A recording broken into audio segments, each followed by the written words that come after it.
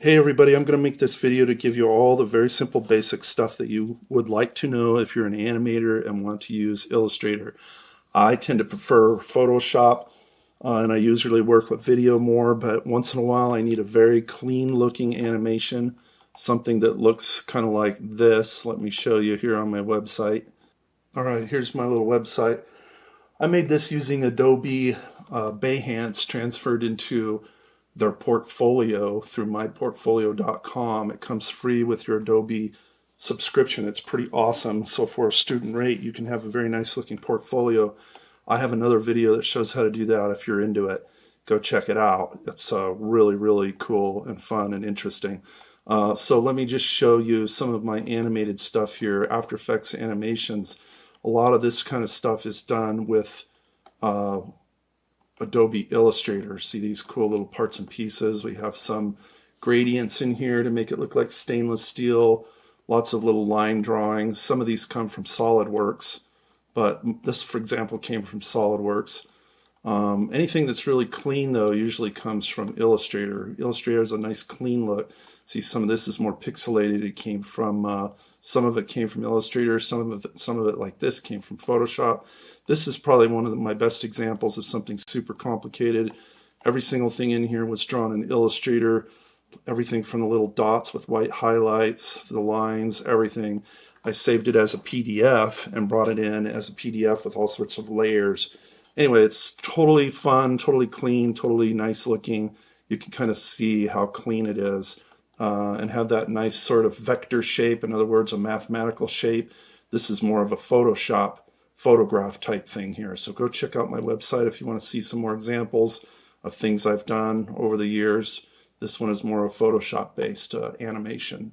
So Photoshop is based on dots and pixels, where Illustrator is more often based on lines that are made mathematically. I want to show you how to do that. It's really cool. The first thing you probably want to learn, though, is how to do something that they don't really want you to know. At least most of your teachers don't want you to know. It's called auto tracing. Almost every class I've seen taught, they kind of wait to show you this later because they want you to learn how to draw the hard way. I don't find anything wrong with just starting out right with this. So probably the first thing I'll do is I know I want to move this to video, so I'll choose a video sized frame here in Illustrator. I just installed this and opened it back up to get a clean, nice clean install. So this is probably what yours will look like too. Next you want to do File, Place, and that will allow you to place some sort of like Photoshop type image onto your Illustrator drawing board here, and you will be able to trace it. I really like this freaky looking clown. Let me mess around with him. So you go File, Place, you find what you want, and you say Place, and it'll give you this sort of loaded cursor is a new thing they call it. And then you'll just kind of click and drag, and that will show you how big it will be placed on your stage here. So there it is. It's ready to go. And now we just need to image trace it right over here. Quick actions. See that? There's a bunch of different settings for this, and they're all really interesting and fun. High fidelity photo, it'll give you a kind of a preview of what that looks like. That usually takes a little longer to render out. So this is what that wants to look like, and it will all be little editable lines. You can grab any single one of these in a minute and move them. I'll show you. Let's do a low fidelity photo and see what that looks like. See, that's actually kind of better. See how there's less kind of dirt and noise in there? I'm sort of liking that even better. So let's actually click next to this right here. There's another little button that opens up kind of a cooler, a little more detailed panel here that gives me even a little bit more options here. So we're on low fidelity photo. Let's try 3 colors and see what it comes up with. Tracing it out. Ooh, that's cool looking too. So see how it makes everything look pretty clean? It's a little bit dirty because it's a very pixelated image to begin with. So I'm seeing some pretty cool looking things here. 16 colors. Let's see what that looks like. That's getting me some pretty interesting details there. Shades of gray. So run through these, every single one of them. Hopefully your system is a little bit quick so you can try them all out and see what they look like. See, I love that. Look at that black and white. I could use that and I could stick that on top of the other one. So I could have almost 2 of them, you know, and have them interplay with each other. Silhouettes isn't doing a darn thing. I'd probably have to change some of my settings here, like threshold maybe, which helped a lot. So go in and play with these a little bit. This is probably my number one first thing I would go to just get it sort of traced, and then I would clean it up. Let's go back to that 16 colors. I thought that looked pretty neat. So it's drawing it up for me. I really like this one. I might stick with that. Check those out, play around with them. A lot of times I'll just do something, save as, do something else, save as, have a number of different versions of things to play around with. We'll say that's done. Let's do the trace. So it's actually kind of made it, it's locked it in. And then expanding, that kind of broke it up into editable paths, which we will find up here in the layers, just like in Photoshop. See all these layers and all these different little parts and pieces created. Okay, so I showed you how to auto trace something, which I think is the easiest and fastest way to get something in a cool looking fashion that's clean into After Effects, either by pasting the paths onto solids or by just importing the whole Illustrator file and maybe selecting different layers. There's different ways of doing that. When you import, you can control how it comes in and how many layers come in and things like that. But now let's just go over some of the basic drawing tools here in After Effects. So here's one of them. Click, click, click and drag, and complete the shape. And you have a completed shape, but it may not be colorful, so you sometimes have to click here and pick a color out, and that will be your fill. See that? And this will be your stroke.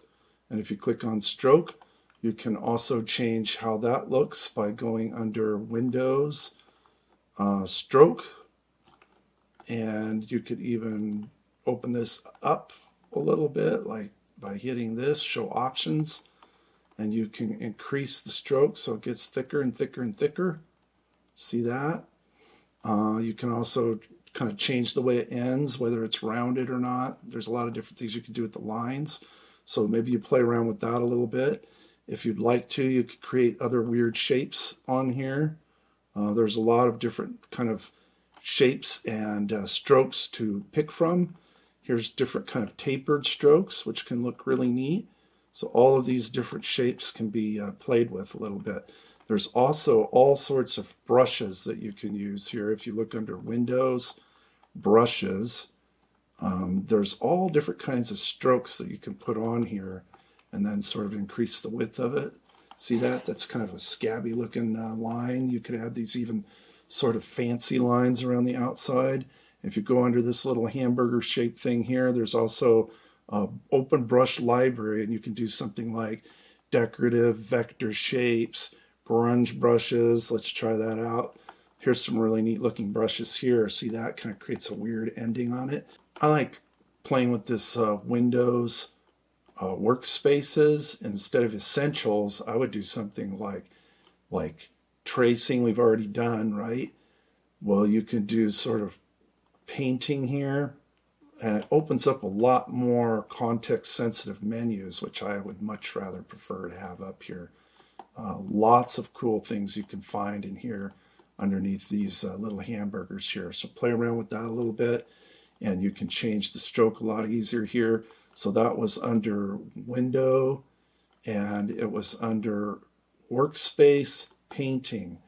You know, Essentials Classic. There's other different things you can do in here. Typography, if you really want to emphasize typography, it opens up all the typography things here. So all of the Adobe software are starting to get these kind of layouts that are ready for you to play with here. Okay, so the next thing we can do is we can select the whole shape by using the selection tool, or we can directly select an edge. A lot of times you have to click off of it, remember, and you can select the points and change this to whatever shape you want it to be. You have a ton of freedom with this, so play around with that direct selection tool. Group selection tools, if you want to select a bunch of things and turn them into a group. Here's anchor point tool if we want to change these into straight shapes by clicking on them like this, or if we want to take the straight shapes and make them curvy by clicking on them and pulling. If you pull it this way though, you may want to watch out because they'll get twisted. Don't let them get twisted like that. So now we're working on a piece of pizza. I can sort of grab it and pull it around, get my selection tool again over here. This A is the shortcut for it. Click on it, pull that right there, stretch it out, make it look more like a ice cream cone or something like that. All right. So at that point, you can also add points to it. If you don't like this straight shape here, you can click on it, and then you can even click on it and add a whole bunch of dots. I don't tend to want to add too many dots because if you ever animate that in After Effects, you've got more dots to move around. So less is more a lot of times with this software. The fewer dots you draw, the better. So we've drawn curves. Let's draw some shapes. You can do rectangles, circles. Here's a rectangular shape. Here's a rectangular shape, and then I hit spacebar and I can move it. That's kind of cool. That's a very important thing to be able to do. Hit spacebar and move it while you're still drawing it, and then release it, and then you have a shape. Let's go back into the circular shape here by clicking. Anything that has a little triangle down here in the corner like that means there's little hidden tools under there. So now you have the ellipse tool. Let's draw a circle here. If I hit shift, it will constrain the circle to a perfect circle. If not, it will make an oval. All right, so shift will constrain things. That's through all the various kinds of Adobe software. Polygon tool is kind of cool. You draw the polygon, and then while you're still drawing it, you hit arrow up, and it'll make more and more edges for you, or less and less edges until you get down to a triangle. So that's really nifty too. So I was using arrow up keys while I did that. Here's my paint tool. So play around with that a little bit. It just really depends on what you have for your stroke on that. And once you get it done, you can select it and change it again. So I've got this sort of bee-like shape here. We've got all these different things you can do once you draw it. And if you want, you can open up your stroke palette by clicking here. And that will open up this little palette here, and I can make it thicker or thinner by clicking up and down. Pencil tool just makes a thin line. I don't use it very often. Here's the text tool, font tool. Click, type in what you want to type in. Control A, select it all. And then if you look under, already some things are showing up here that you can do. See, we can change the font size. It's contextual menu. You also might want to just go under Windows. Remember this workspace here for typography. That'll open up all these cool things you can do. You can change the fonts very easily here. You can change how big it is. You know, you can change a lot of different things about it. You can change the color of it by clicking once again on the fill here and picking a color that you like.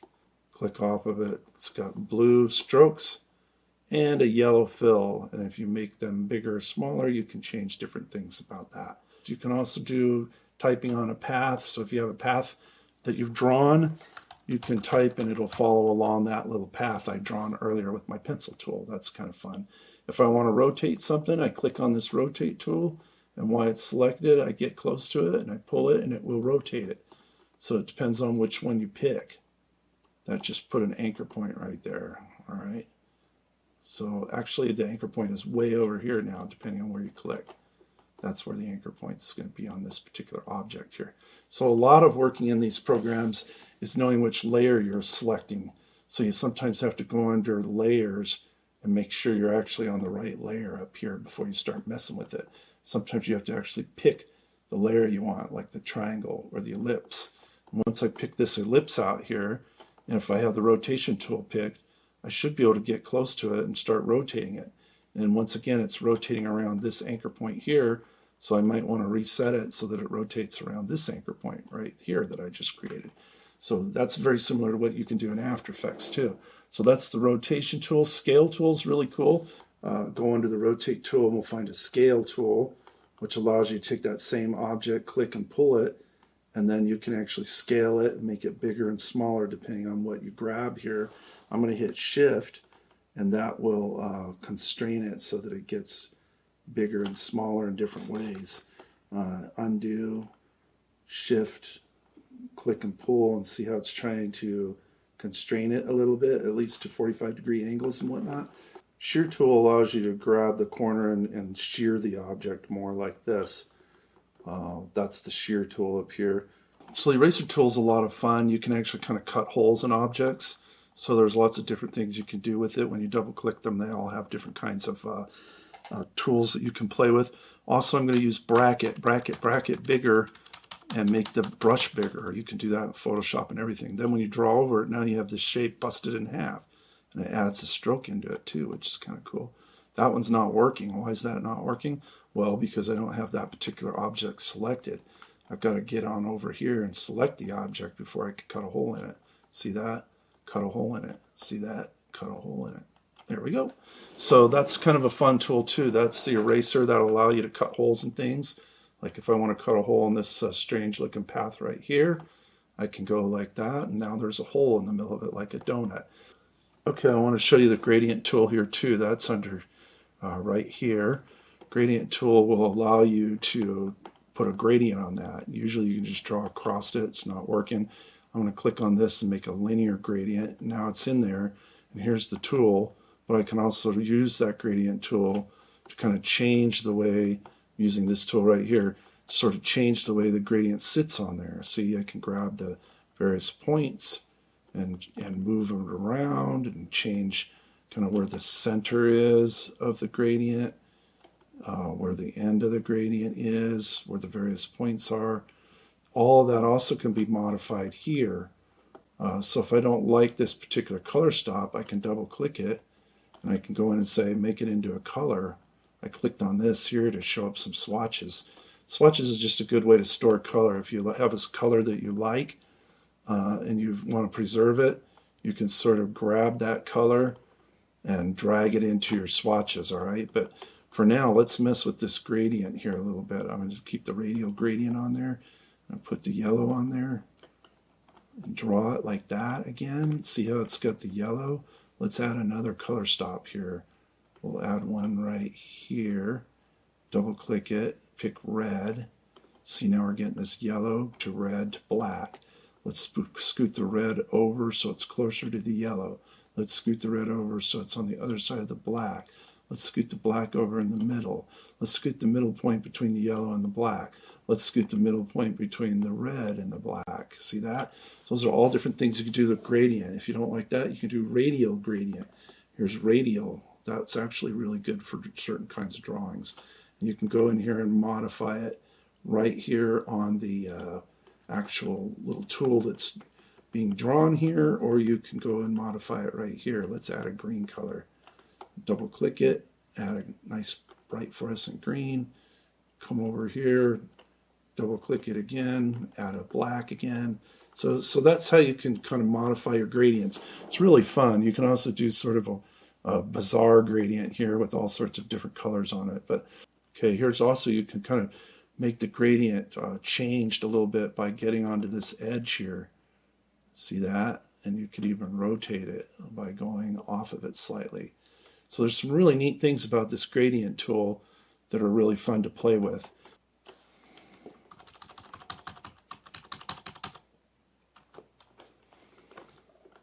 So I'm going to draw one more shape here. I'm going to put it right down here.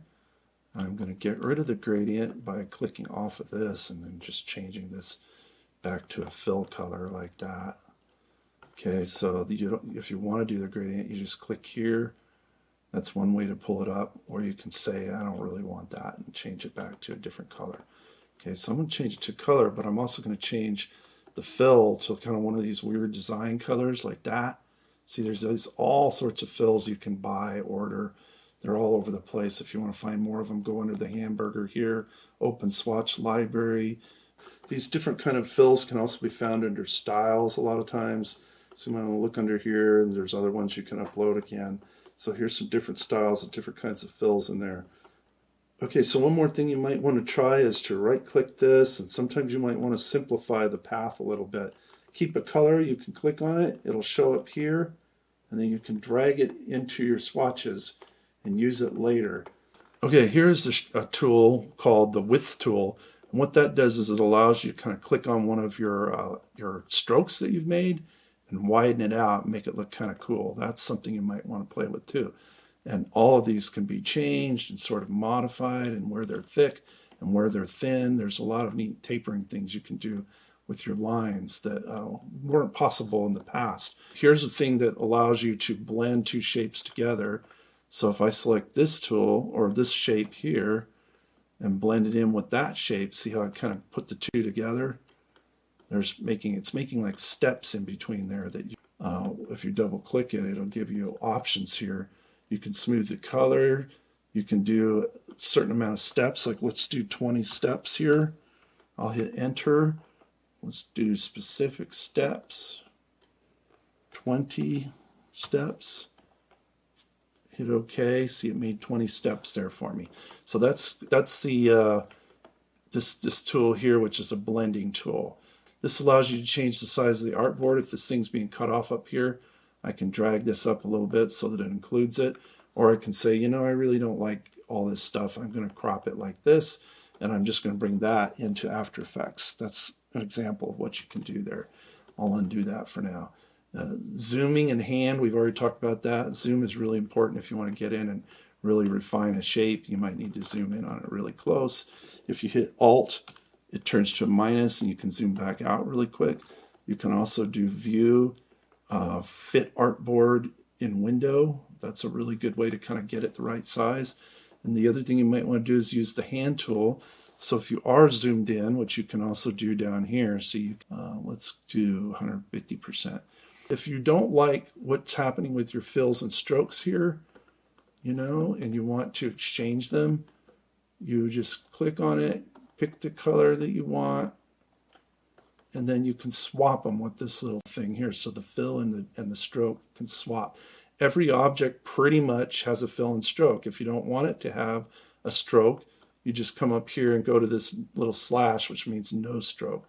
So then when you draw your shape, you'll just have a black square with no shape, with no stroke on it, which is a little weird. If you want to turn the stroke back on, you just come back in here and pick a color and turn the width of the stroke up, and now I'm starting to get a nice blue stroke on there. So if you combine auto trace with drawing some fonts in here and changing your fonts, and drawing fonts along a path, and drawing shapes with squares and with circles and with all these different kinds of star tools and things like that. Here's a star, and if I hit arrow up, you get more points on it. You know, if you hit arrow down, you get less points on it. Draw your drawings in here if you like this sort of cleaner style, where everything's vector and based on formulas more than pixels and dots and photographic points. And also you can bring these things back into After Effects, and when you do, you can turn on the color modes and blending modes, and they'll blend in with shapes and objects underneath them and look really cool that way too. And they can even cut holes in things if you use alpha channels in After Effects, which we'll cover more later. Okay, so what I'm going to do is I'm going to sort of click off of it so I can see my results, and then I am going to clean it up. I could probably use the eraser tool, but let's try to see if I can just circle around these parts and pull them out. Okay, I'm going to grab my little lasso tool, which is underneath this, what they call direct selection. That allows you to pick out a piece of what you've been working on instead of picking out the whole thing.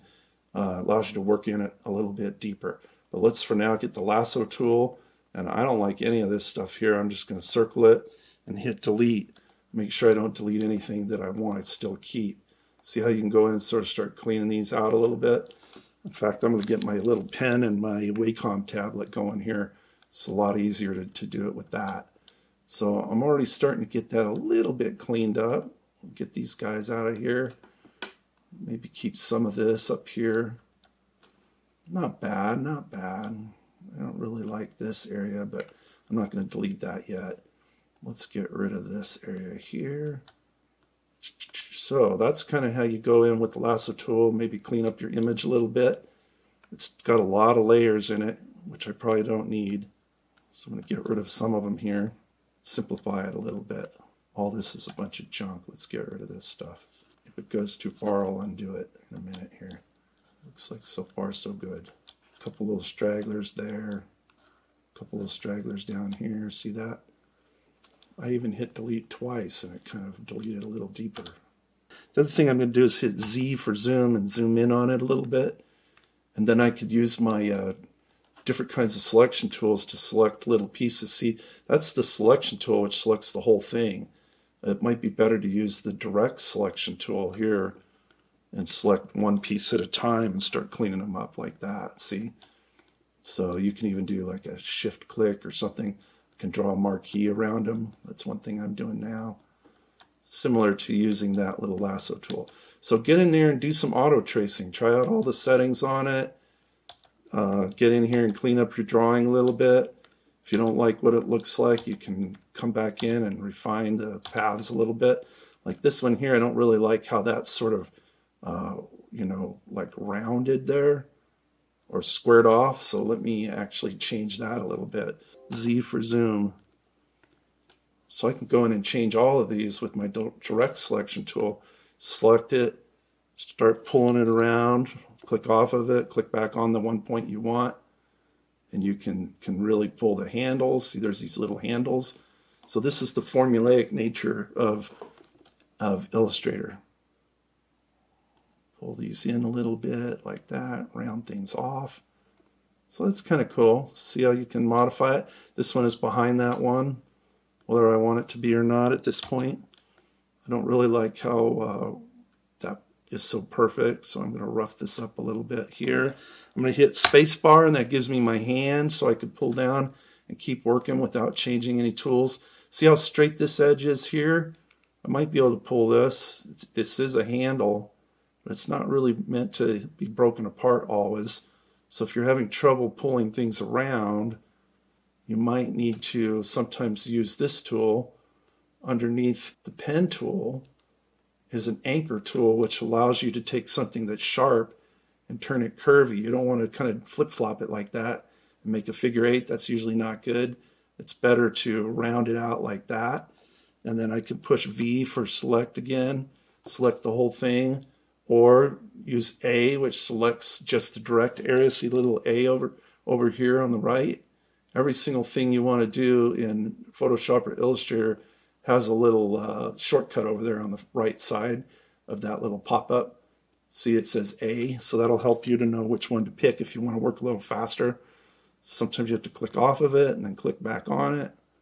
So see, I'm kind of grabbing things and pulling them around and moving this brown shape here. Hit my space bar again. I don't like this, so I'm going to pull it in, make it a little bit more rounded. Lots of layers I'm trying to work with.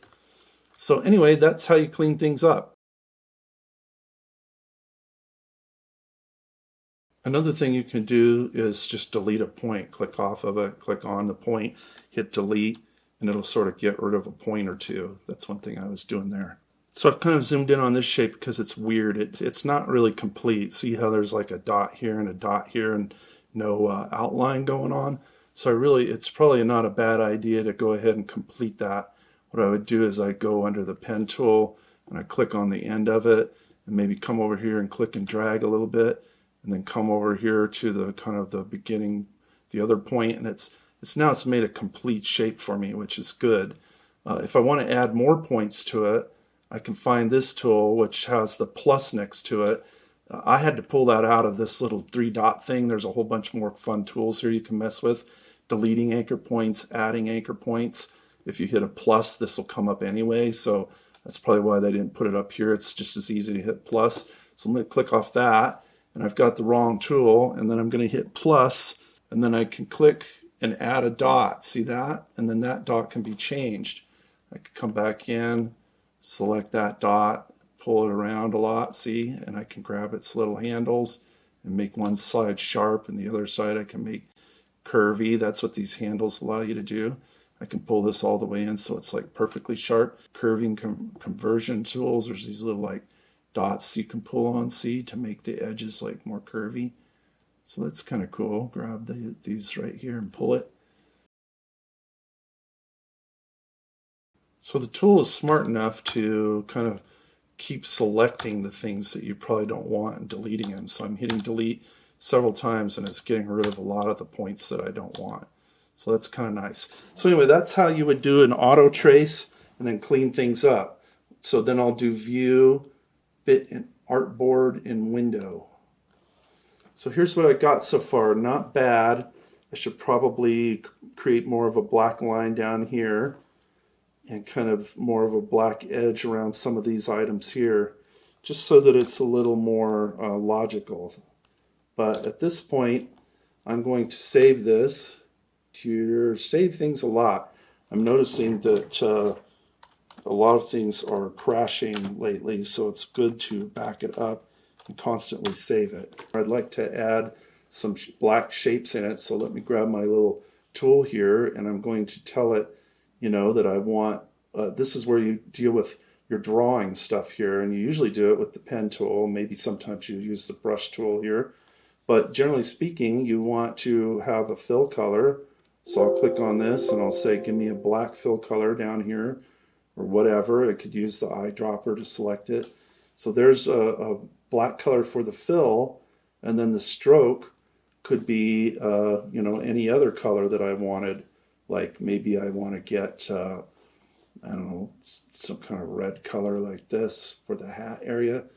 So those are the colors I would be using now to draw a shape up here. So let me do that. What I'll do is I'll go ahead and lock this whole thing so I'm not drawing actually on what's already there. I'll be drawing in my own layers. Okay, I'm going to twirl this shut real quick and make a new layer, coming down here and hit plus to create a new layer. And I will take these colors that I've picked over here, and I'll take my little pen tool and I'll go click, click and drag, click and drag, click and drag. I like to click and drag because then you have anchor points that have curvature to them. They're easier to manipulate after you draw that. So once you get back to where you started, you should see a little circular shape letting you know that you've gone back to complete the path. So I'm going to click that and that'll complete it. You can also double click and that'll also complete your path. So this is up above everything. Let me drag it down below here. There we go. So I'm going to grab some of these points here and pull them up a little bit so that it's not so weird looking on the top of his head. See how you can go in and refine your shape after you've already drawn it? That's what I really like about Illustrator is, it's all based on math. These mathematical lines by a guy named Bezier, I guess, invented them. He invented a way of drawing lines in a mathematical way. So he's pretty much done. He'd be ready to bring into After Effects. So some of the things you could do is you could break out different things into different groups. Like I could select his little eye here and put that on its own layer. And that could move independently of the rest of his face in After Effects. I could cut off, his nose. It'd take a little bit of work because of all the lines in here. I could save it as a PNG. So that way the background would be see-through. So that's what a PNG is good for. We'd have a checkerboard or see-through background, which is very nice. You could save it as a Photoshop document, or you can just bring in the Illustrator file. So let me just show you the drawing tools one more time. Get your pen tool, pick a color that you like, and then if you want, pick a stroke around the outside too. Let's do this sort of nice dark red here. And then you can draw all sorts of cool shapes here. Try to complete your shapes by clicking where you started when you end it. So with that, I can also change that by going under and finding my anchor point conversion tool. I can either add more points to that, or I can say turn this into a curve, but I don't like that kind of backwards curve. It would be better like this, right? So see how I'm already starting to make this into from a triangle into a circle very simply and easily. All right. The other thing you can do is change it back to a point. You can also grab the anchor point and sort of break it away from the other one. See how it's moving independently now? That's one good thing that this tool is for. So that's a nice way to make a shape and change the shape of it from either a square to a triangle. So all these things are nice to know. So let's take this path right here and copy it and stick it in After Effects really quick. So I'll grab the whole thing here, direct selection tool, make sure I have the whole thing, say Control C, Control Copy. In After Effects, I have created a composition that is 1920 by 1080, so that it's a very filmic, high definition looking thing. Now, it doesn't want to just let you paste it because it needs to paste onto something. It has to paste onto a layer, So let's do Layer, New Solid. A solid is kind of a good way to create things in After Effects. So I'll pick a color that's similar. I'll hit OK. And then when I do Control V, it pastes that shape in there. And if you hit M for mask or twirl this open, you'll now see a mask in here. That's what this is here. If you turn this on, you'll see that there's actually kind of lines based on this color here.